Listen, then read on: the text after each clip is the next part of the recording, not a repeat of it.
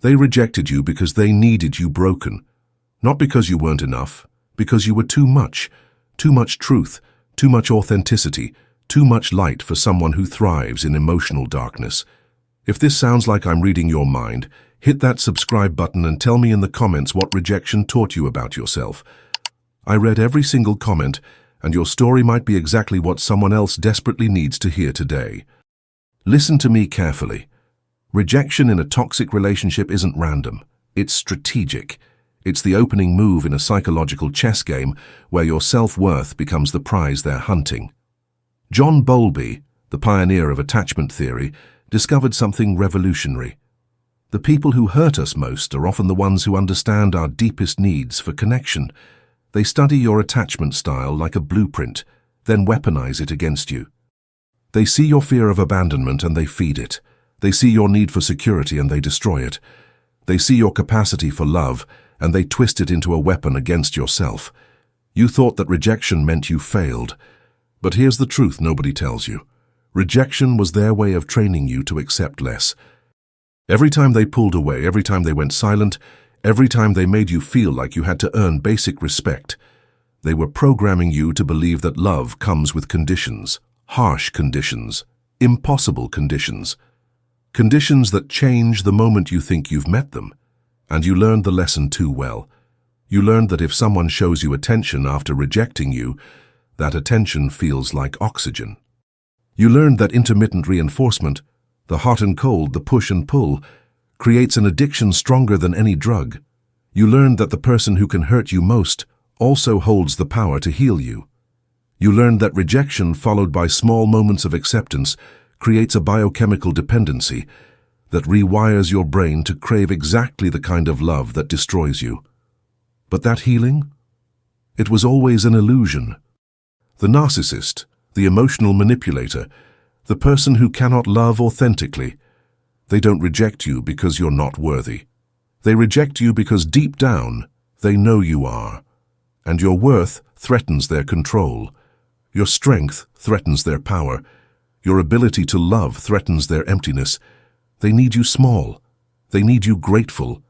They need you convinced that their attention is a gift you don't deserve, but should spend your life trying to earn. Think about it.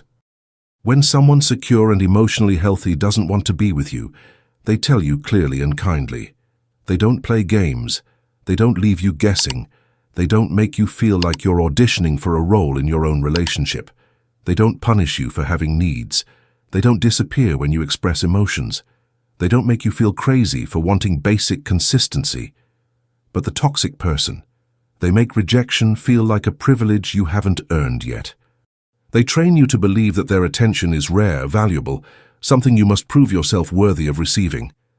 They make you compete with their ex, with their work, with their phone, with their fantasies, with versions of yourself that no longer exist. They make you compete with ghosts and memories, and people who don't even know they're in the competition. And every time you chase after that rejection, every time you try to prove your worth to someone who has already decided you're disposable, you're not fighting for love. You're fighting to stay trapped. You're fighting for the right to remain in a prison where the warden occasionally throws you a crumb and calls it kindness.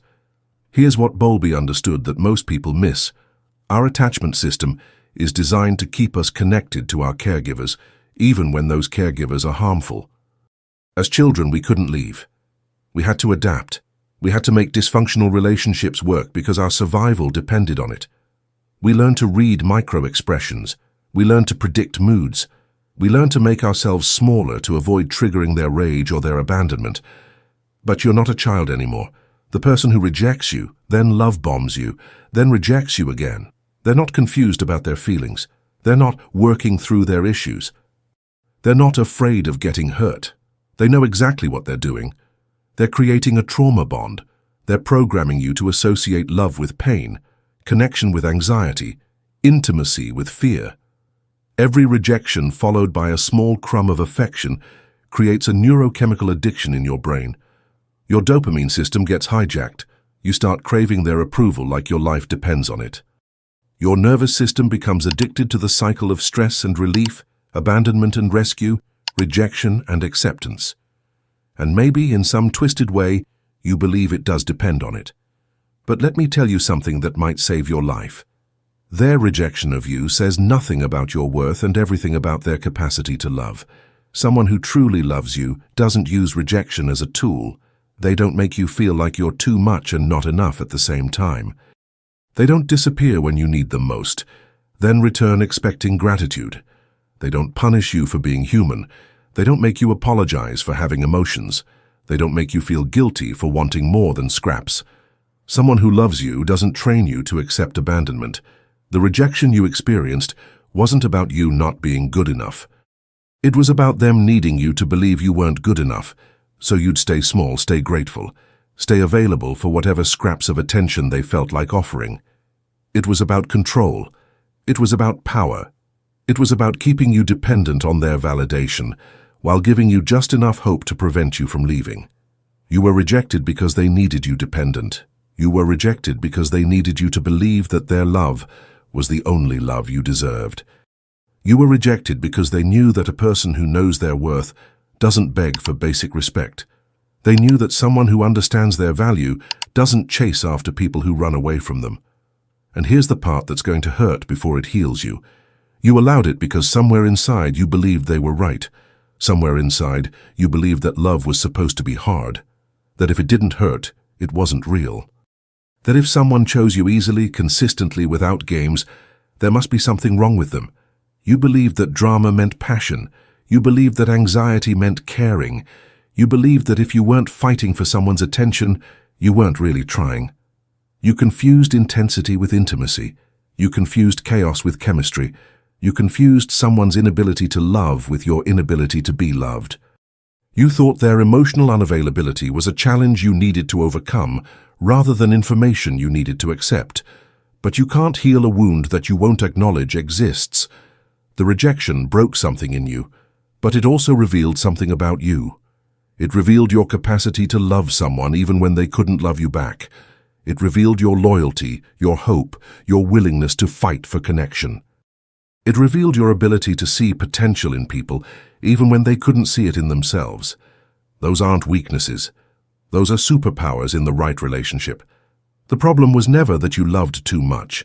The problem was that you gave that love to someone who saw it as a weakness to exploit, instead of a gift to treasure. You gave your heart to someone who treated it like a toy they could pick up and put down whenever they got bored. Your healing doesn't begin when someone finally chooses you. Your healing begins when you realize that being chosen by the wrong person is a rejection of your true self. Your healing begins when you understand that some people's rejection is actually protection. Some people's abandonment is actually freedom. Their rejection was not your failure. Their rejection was your freedom. The moment you stop seeing their inability to love you as evidence of your unworthiness, you start seeing it as evidence of their limitation. The moment you stop personalizing their emotional unavailability, you start recognizing it as their poverty, not your lack. And the moment you stop trying to earn love from people who are incapable of giving it, you become available for the love that's already looking for you. You become available for someone who doesn't need to be convinced of your worth, because they can see it clearly. Someone who doesn't need to be taught how to treat you well, because they already know that's what love looks like. You don't need their validation to be worthy. You were worthy before they arrived, and you'll be worthy long after they're gone. Your worth isn't determined by their capacity to see it. Your value isn't diminished by their inability to appreciate it. The rejection wasn't the end of your story. It was the beginning of your awakening. It was the universe removing someone who couldn't match your energy, so someone who can has space to enter your life. Stop trying to make sense of their rejection. Stop trying to be enough for someone who will never have enough to give. Start protecting your heart like the sacred space it is. Start choosing yourself with the same intensity you used to choose them. Their rejection taught you something invaluable, what you will never accept again.